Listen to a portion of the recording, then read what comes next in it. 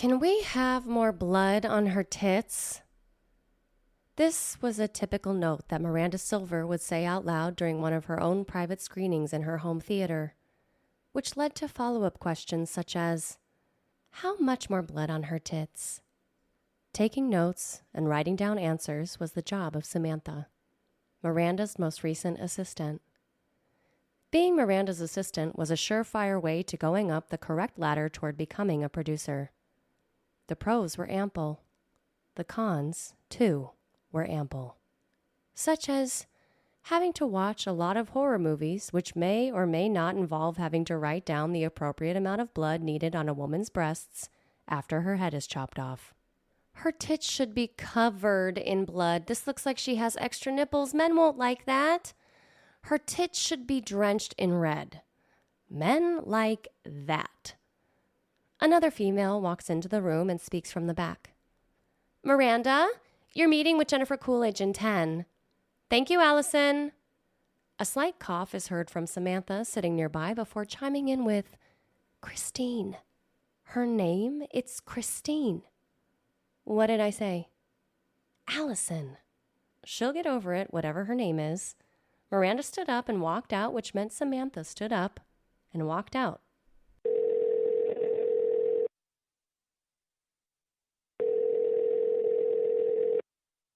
Jennifer Coolidge, how have we never met? Oh, I don't know. I feel like we're kindred spirits. I said the same thing to my assistant this morning. I feel like this meeting is long overdue. Oh, me too. You know, I've never really been a horror fan, but your movies are so much fun. Thank you, Jennifer. And I'm such a fan of your work. I am thrilled at the prospect of us working together on a project. Can I just say, real quick, I thought that article on you was so disrespectful and out of line. I appreciate that. If you were a man, would anyone be upset that you were making horror movies? No, and God forbid they mention the fact that I've set up scholarships for aspiring female filmmakers. Somehow that section got lost in the edit. I'm sorry to bring up sour grapes. I'm glad you did, Jen. It makes me like you even more, which I did not think was possible. So, let's talk about this script. What questions can I answer for you? They talked for 2 hours. It ended with Jennifer saying yes.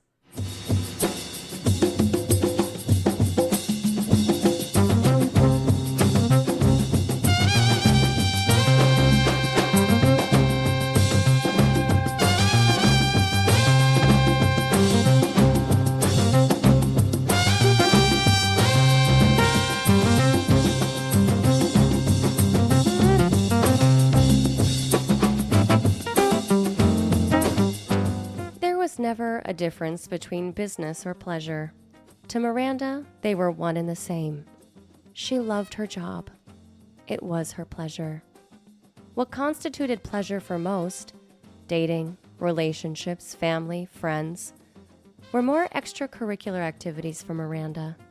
She saw them as hobbies, things to bide her time and make her seem more human. But the older she got, the less she cared about seeming human. Her favorite humans were the people who seemed the least human. She loved weird. She nurtured weirdos and exploited their talents on screen to the tune of $2.37 billion worldwide over the past 13 years. This included 3 current horror movie franchises, all of which had now become trilogies. There was her first horror movie, which then became a franchise entitled Sewage. It revolved around a sanitation worker that discovers a group of disfigured cannibals living in the sewers. There was her second horror movie, which then also became a franchise entitled Sanity. It revolved around a night nurse who discovers a group of doctors prescribing test drugs to their patients, causing them to act out in horrific ways. There was her third movie, which did not become a franchise, entitled Sacrifice. It was about a young nun sent to a remote village to investigate rumors of demonic activity. Horror fans thought Sacrifice was a little too biblical. Luckily, Sewage and Sanity joined forces to form a spin-off connected universe franchise with the film Sanitation. It was half sewage, half sanity. Miranda thought of it while having very boring sex with the celebrity chef. The one that really got people talking. The one that made lots of money but was undeniable from the critics as well was Calamity. It was about a virus that seems to be infecting young women's social media and turning them into monsters. It was undeniably entertaining and poignant. Critics got to marvel at its positive messages. Fans got to scream at the demonic faces and cheer when they got bashed in. It was a win-win for everyone, most notably the producer, Miranda.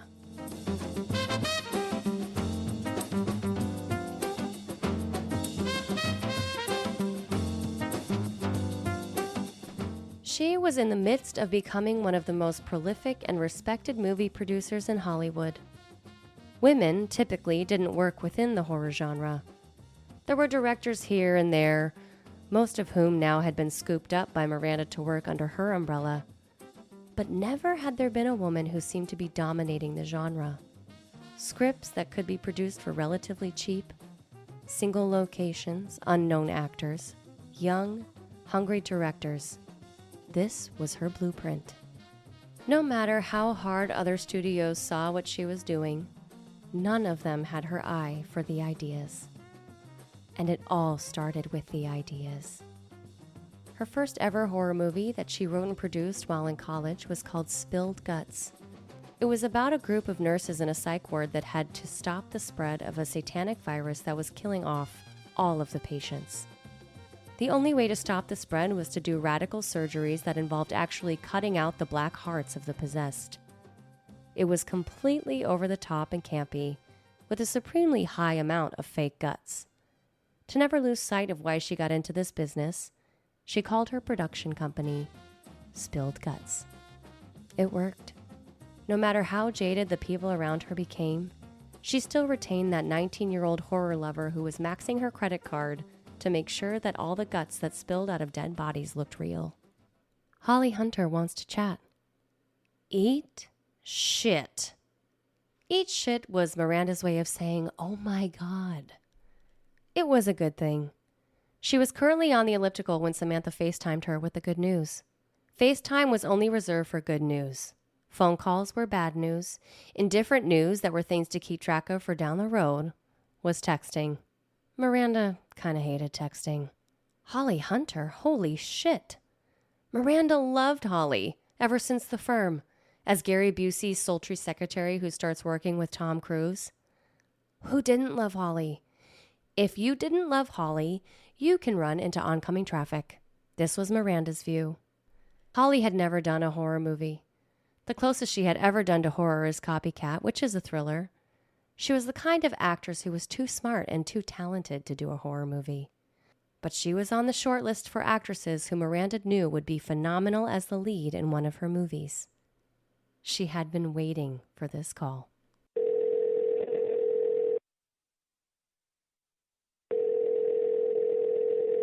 Hello, Holly. Hello, Miranda. How are you? Oh, Holly, I am so much better now. I'm such a fan ever since The Firm. Oh, that was fun. Gary, Tom, Sidney Pollack, yeah. I've watched that movie so many times, I can't even tell you. You are so good. You're always so good. I'm grateful you even wanted to chat, truly. Well, I had to tell you, I really, really, really liked your interview in Variety. And as you know, I've never been in a horror movie, so this is a little new to me. Understandably so. It hasn't ever been kind to women. Which you could say about every genre. You said so in your article. Yes, and I'm trying to change that one movie at a time. It starts with horror. That's smart. Horror is so popular right now. It is. Horror isn't going anywhere. My daughters loved Calamity. I had to tell you. Oh, that's sweet. I hear that a lot from young people. I would love to chat about this script my agent sent me. I do think it has a lot of potential. I agree, Holly. It makes me like you even more, which I did not think was possible. So, let's talk about this script. What questions can I answer for you? They talked for 3 hours. It ended with Holly saying yes.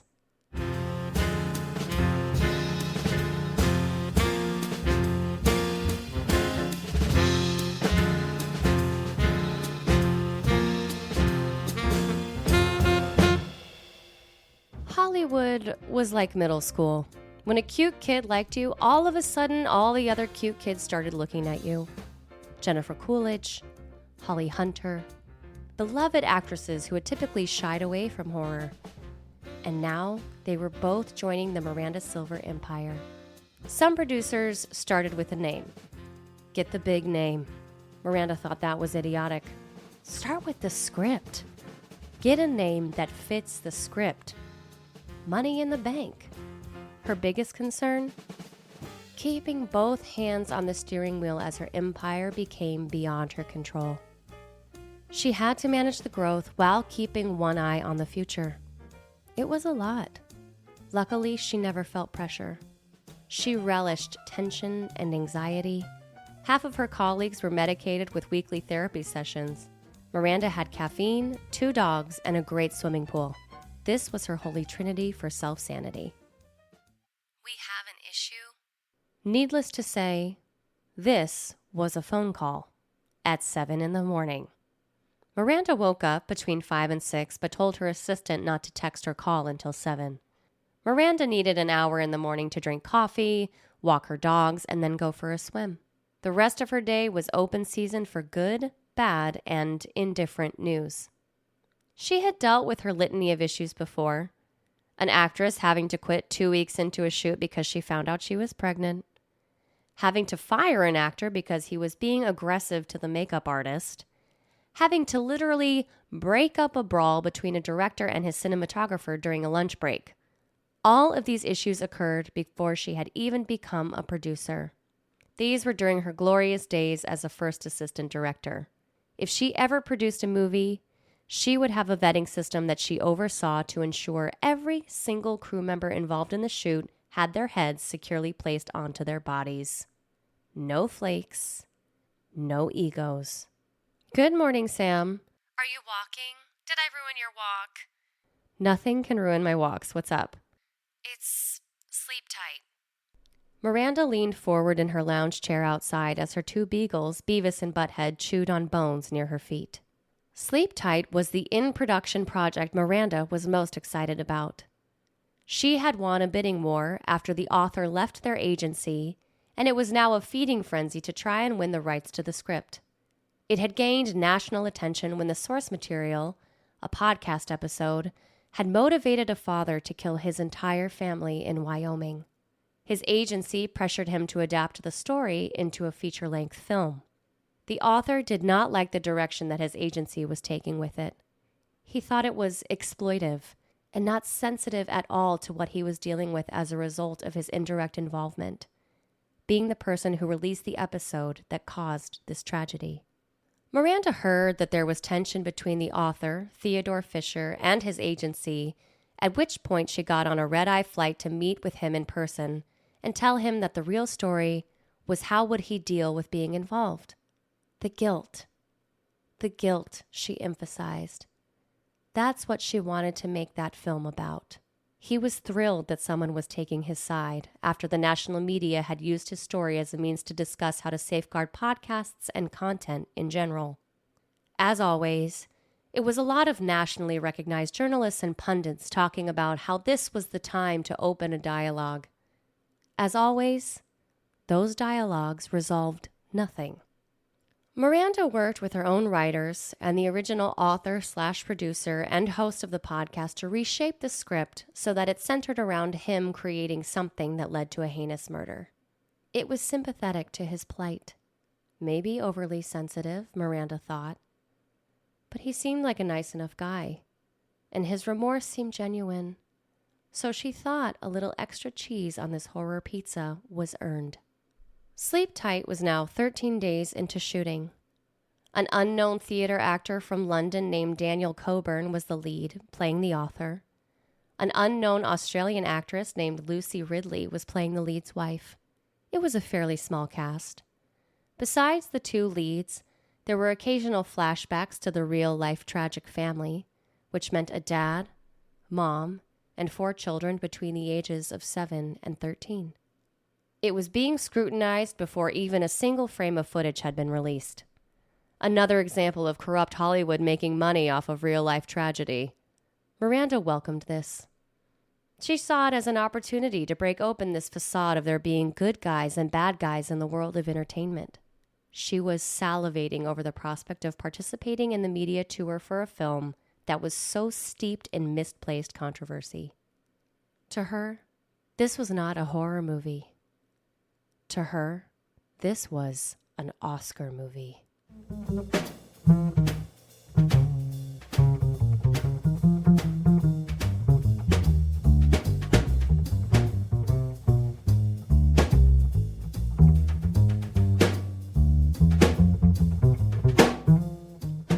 What happened, Sam?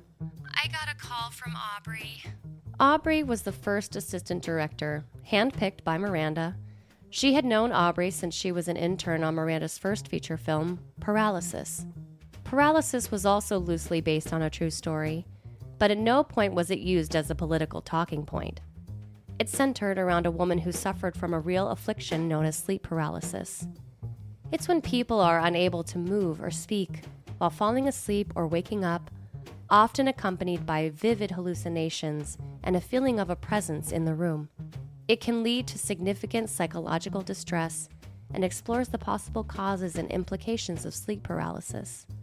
It had a budget of $1.8 and made $65, catapulting Miranda and her crew toward the front of the Hollywood horror line. Aubrey said there's been a couple odd incidents and people are a little spooked. Spooked? Did Casey Affleck show up? Samantha laughed. This was in reference to some very poor behavior by Casey Affleck earlier in his career that led to a lawsuit.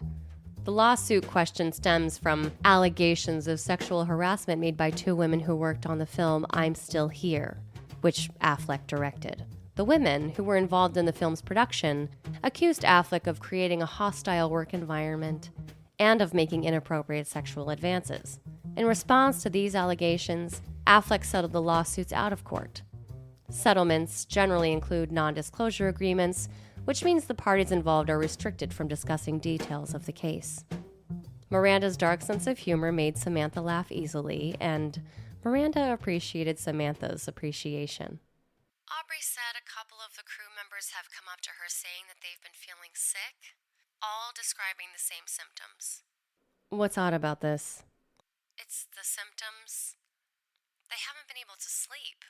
Weird dreams. 2 of the 9 described some pretty wild hallucinations. The 9? There have been 9 people complaining? Yeah. And Aubrey doesn't think it's some sort of coordinated effort because it's people from different departments. Miranda took a deep breath and rotated her neck, trying to settle down. Is it just crew? Have any of the actors? Just the actress playing Riley. Aw, Harriet. Harriet was an adorable 8-year-old girl playing Riley, the youngest of the children who was murdered by the father. Yeah, Harriet's parents says she hasn't been sleeping well. Bad nightmares. Miranda knew what this meant. It meant she was going to have to go on set and settle it down. As much as she loved everything that had to do with movies and her career, she was actually looking forward to getting away this weekend with a spontaneous quick trip to Maui. That would have to be put on hold. Tell Aubrey I'll be there in the morning.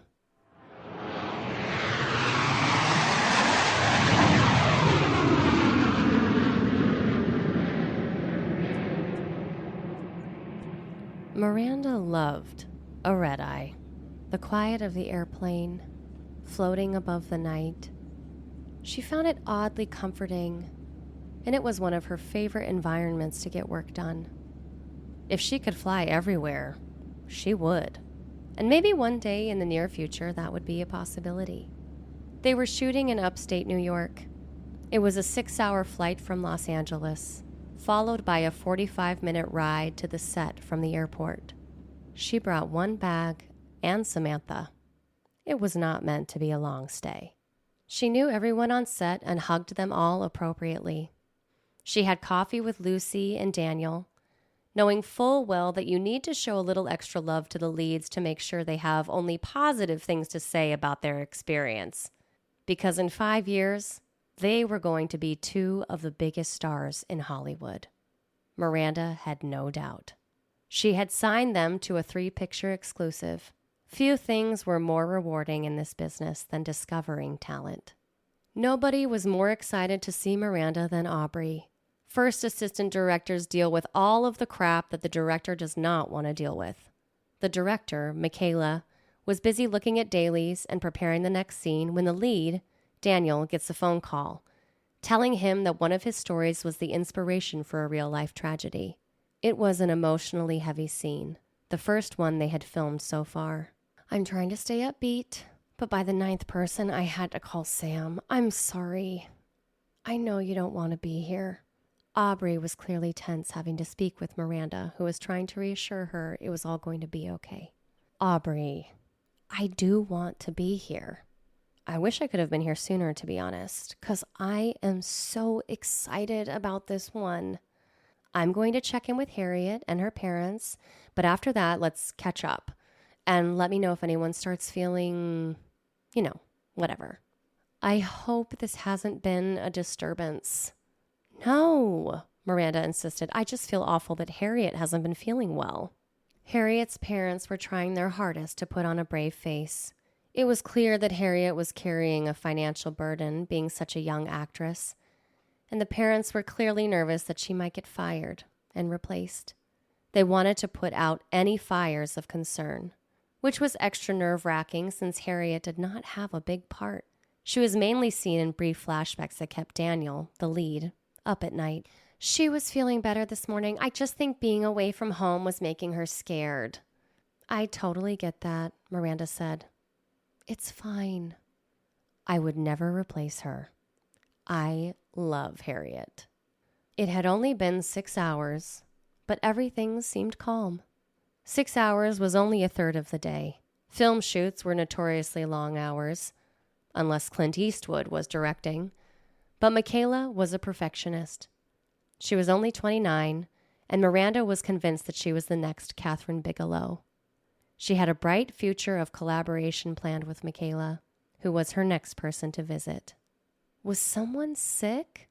I thought I heard someone mention something. Michaela spoke from inside her trailer while sitting in her makeshift editing hub next to her editor, Kiki. They were already cutting together the scene they shot yesterday, which was Lucy, the wife, having lunch with some girlfriends who were asking her how she was doing since the news broke about the grisly murders. Lucy was exceptional. Miranda's fear was that her stoic badass side might tempt her to become a superhero and disrupt her chances to be in films that actually let her showcase her acting. Michaela knew this too, which is why this rumor of a sickness spreading made her worried. Miranda squashed that simply enough. No, it's fine. A little cold making the rounds. How are you doing, Michaela? Michaela, in her restrained, focused way, explained how good everything had been going so far. The actors across the board were excellent. The crew could not have been better. Very young and very focused. The set was everything she could have dreamed of. Music to Miranda's ears. The night scene was Daniel, the lead, sitting in his office being told by his brother, via text message, that Daniel's biggest fan had murdered his entire family and then taken his own life. It was the first time Miranda would be on set for the filming of Sleep Tight, and she was excited to see some action. They were ready to roll. The only person in the frame was Daniel, sitting at his desk, no dialogue, just reacting to what he saw on his cell phone.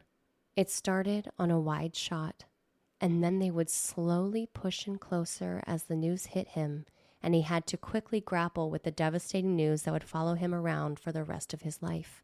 Daniel stared at his phone, and then his chair collapsed. Cut! Crew members, including Miranda, rushed over toward Daniel, who got up, embarrassed. I'm fine. Daniel was smiling, blushing, as several people huddled around. The set designer, Emily, was in shock, walking over with the bottom half of her face covered with her hands. Miranda looked at the chair, confused as to how it could have seemingly just snapped in half. What kind of chair is this? Emily spoke with a hushed fear. It's an Aeron chair from Herman Miller. Oh my God, Daniel, are you okay? Emily looked like she was on the verge of tears as Daniel playfully went over to give her a hug, telling her, "Not to worry, I'm very durable," in his affable, leading man English way. Michaela didn't seem pleased. "Can we get something sturdy, please?" Emily nodded quickly and then insisted she would find something very sturdy, rushing off set towards some back room out of their line of sight. Aubrey, the first AD, was looking at the broken chair, confused. These things never snap. It's not Emily's fault. My husband has had one for like 5 years.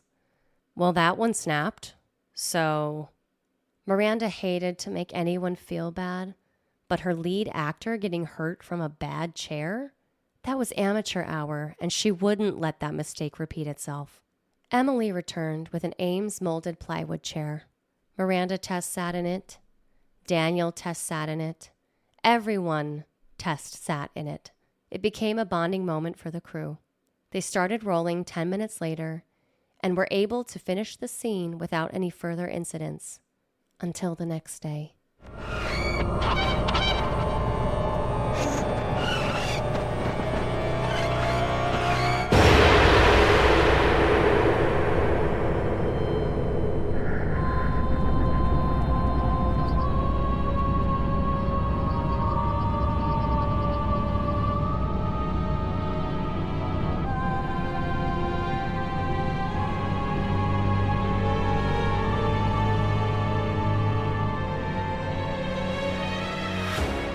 Miranda stayed at a nearby hotel, the same that most of the crew and cast stayed in.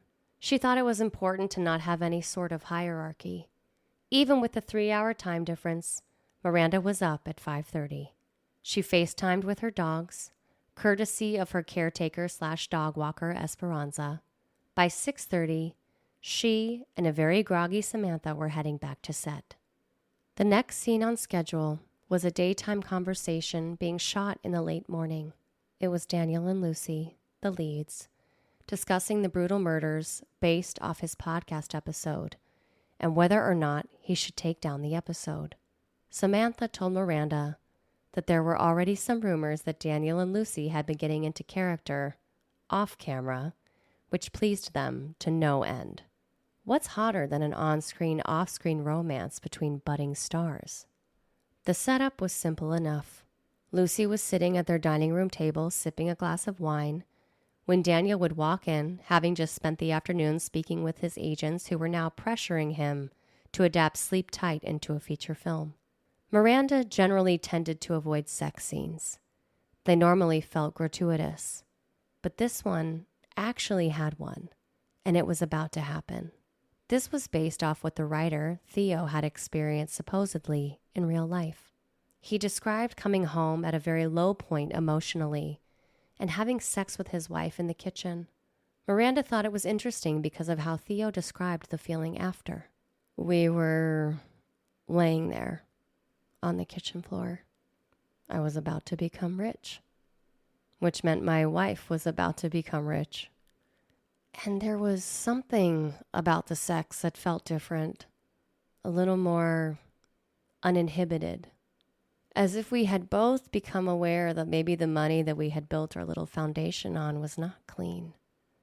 Miranda loved that. The sex was not clean. So she hired the best intimacy coordinator around, Marissa Prose, and had her direct them. They were ready to roll.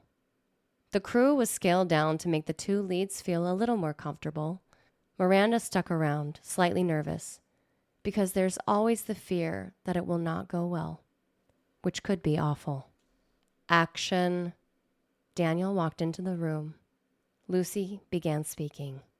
Daniel eventually made his way over toward her. As he was about to kiss her, Lucy's glass shattered. Lucy screamed. The crew froze briefly before rushing over as Daniel gently led Lucy a couple feet backward away from the glass. Nobody was happier than Emily, the set designer. It was a get-out-of-jail-free card for the broken chair incident.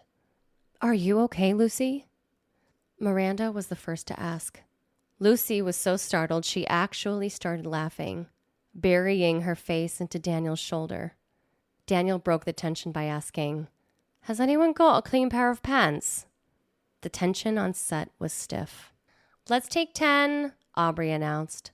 Several production assistants ran up with brooms and waste baskets, cleaning off every speck of glass they could find.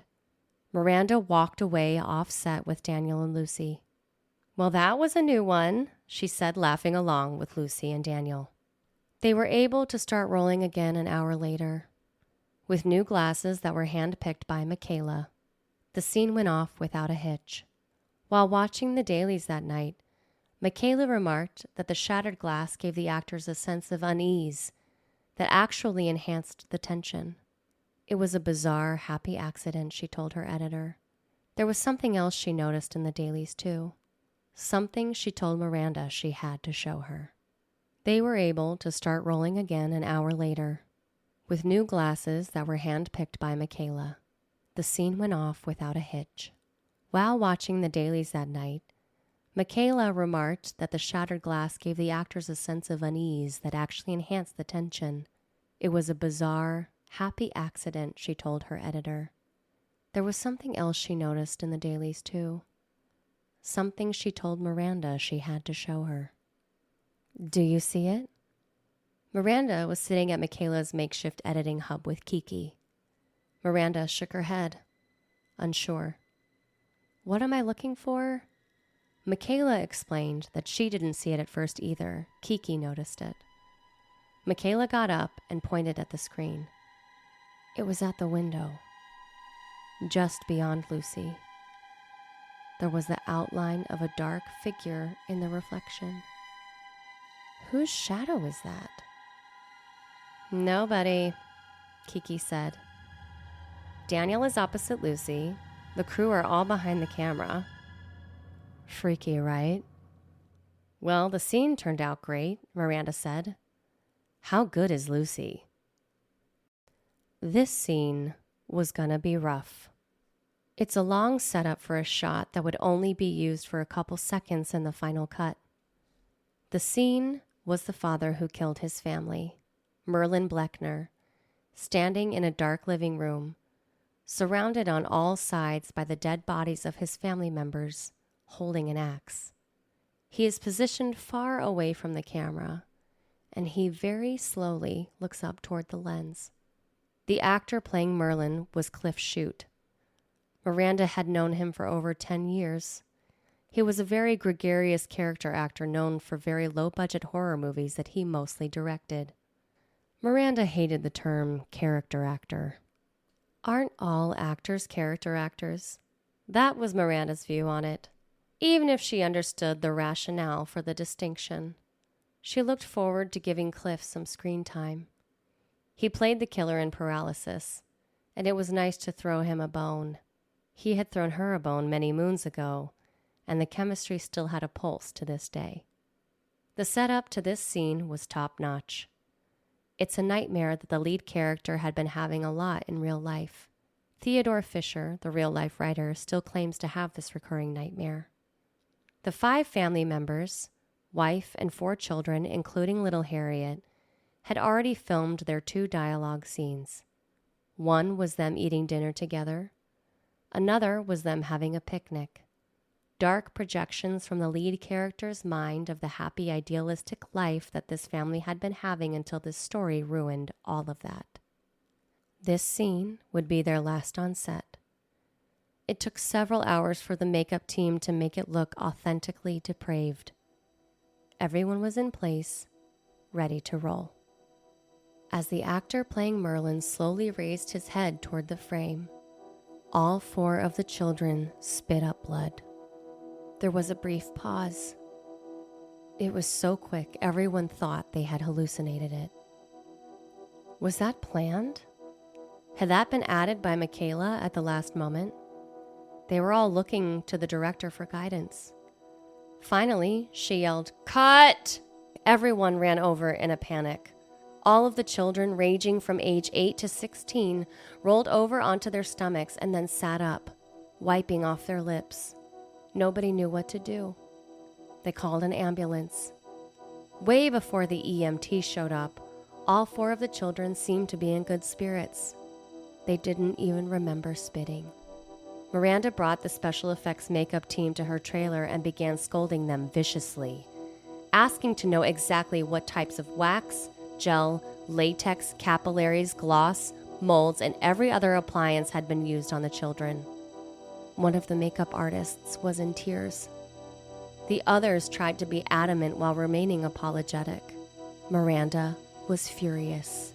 She had never yelled at her crew the way she was right now. There was a knock at the door. It was Melanie, who played the dead wife. She was checking in. "Melanie, are you okay?" "I am, yes. I just wanted you to know the children are all fine." "Thanks, Melanie. I just need another moment." Melanie nodded and then walked back onto set. Miranda needed that brief intermission to calm herself down. She tried to calmly explain that a child getting sick on one of her sets would lead to a scorched earth for anyone who was even remotely involved or responsible. The effects team walked out of the trailer with their tails between their legs, emotionally wrecked. The children all insisted on finishing the scene.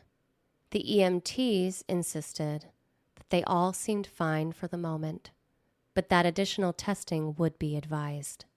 After a brief, tense debate about whether to continue shooting, the 4 children banded together and demonstrably assured everyone that they wanted to shoot their scene and then go to the hospital if needed.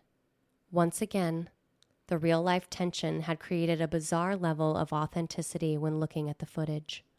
Miranda agreed with Michaela that the scene had an intensity to it that she couldn't compare to anything that they had seen or done before. Was that just because they were associating it with what had happened with the children? It had to, Miranda thought. But the scene was genuinely creepy. "Where is Kiki?" Miranda asked. "Sick," Michaela said, before adding, "She didn't sleep well." It was day 17. They were about 75% done with principal photography. The dailies were really strong. That sliver of fun that ran through all of Miranda's horror movies, that was gone. It was replaced by a sincere darkness that created something truly visceral. Everyone associated with this movie was going to jump a level in the Hollywood pyramid game. "What kind of nightmares?" Michaela explained to Miranda the conversation she had with Kiki that morning. It was eerily similar to the framing of the scene they had shot with the dead family. Kiki said it felt like she was one of the children playing dead. She woke up in the middle of the night and couldn't get back to sleep, as if there was some presence in her hotel room with her. This sounded very similar to the premise of Paralysis, that indie smash Miranda produced several moons ago. The assistant editor was doing a fine job filling in. Miranda said to keep her updated with Kiki.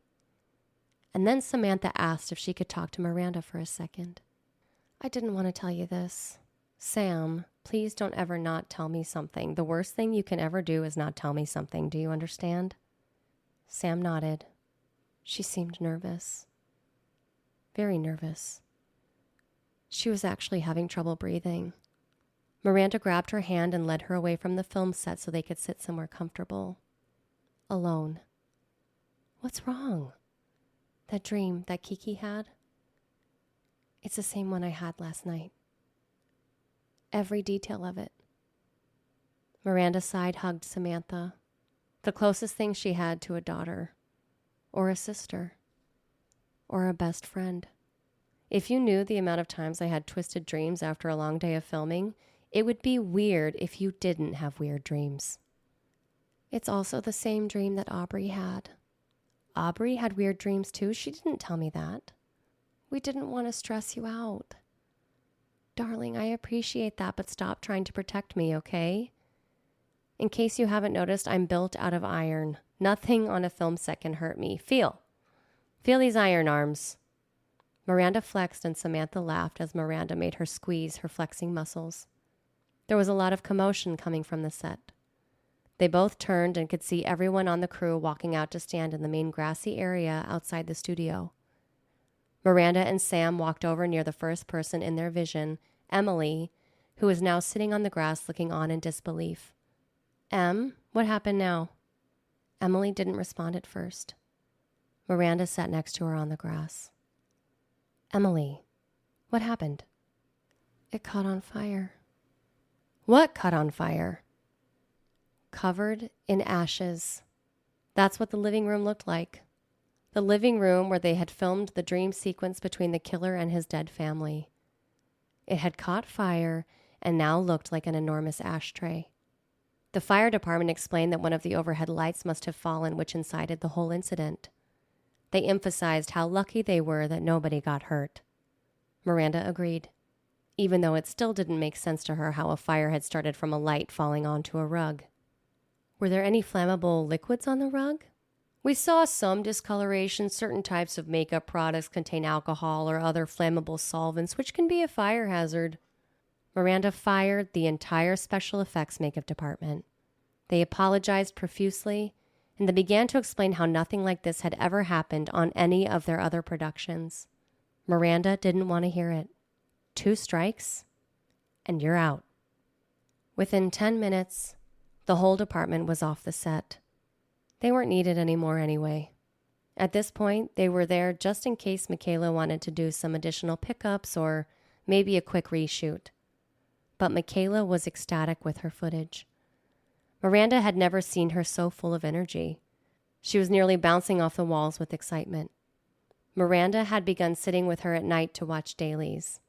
Miranda had become quite familiar with the quaint hotel bar during her stint supervising this increasingly tense film set. Samantha would join her at first, but she had become increasingly isolated the longer she was there. She complained of headaches due to poor sleep. By this point, the night before they were scheduled to wrap, Miranda told Samantha to fly home. So she did. It was almost 10 p.m. when Miranda got to the bar. Already sitting there was Aubrey. This was news to Miranda. Aubrey was not much of a drinker or socialite.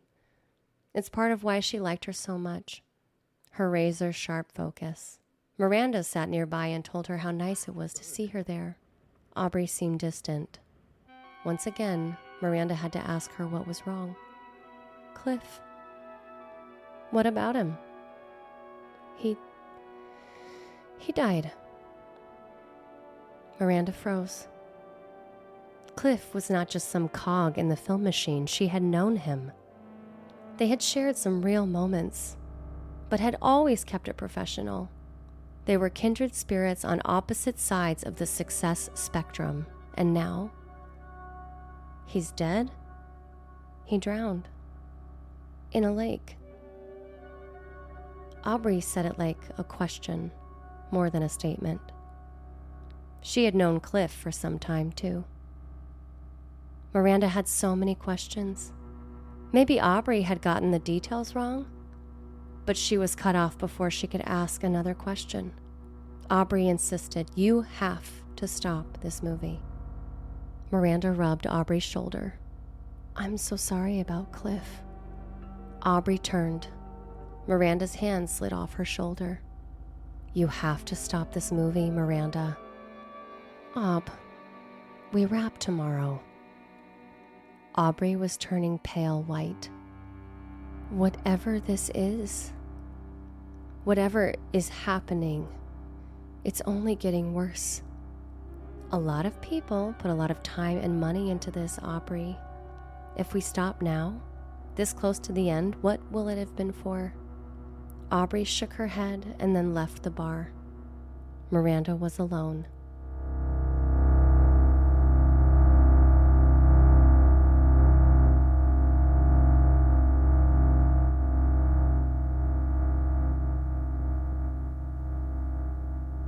There was only one scene left to shoot.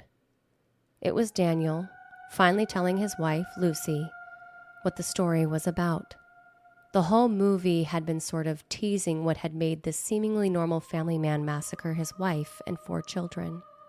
This was supposed to end on a very dark, very ominous note about how reality and nightmares can blur.